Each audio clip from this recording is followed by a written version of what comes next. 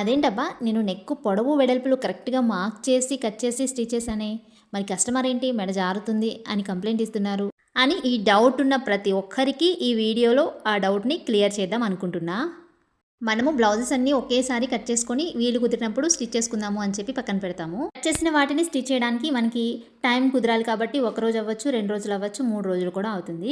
ఈలోపు మనము ఈ పీసెస్ అన్నీ ఫోల్డ్ చేసి పెడతాం కాబట్టి ఫోల్డ్ చేసినప్పుడు మనకి నెక్ అనేది సాగిపోతుంది. అలా సాగినప్పుడు నెక్ పొడవు వెడల్పులు అనేవి ఎక్కువైపోతాయి. అప్పుడు మనకి భుజాలు అనేవి జారిపోతాయి. నెక్ ఎంత పర్ఫెక్ట్గా కట్ చేసినా సరే నెక్ అనేది స్టిచ్ చేసిన తర్వాత పెద్దగా అయిపోతుంది, భుజాలు జారిపోతున్నాయి అనుకున్నప్పుడు నెక్ అనేది కట్ చేయకండి. మీరు కట్ చేసేటప్పుడు నెక్ని కట్ చేయకుండా మీరు స్టిచ్ చేసేటప్పుడు ఆ నెక్ అనేది కట్ చేసుకొని స్టిచ్ చేయండి. అప్పుడు నెక్ అనేది సాగిపోకుండా ఉంటుంది.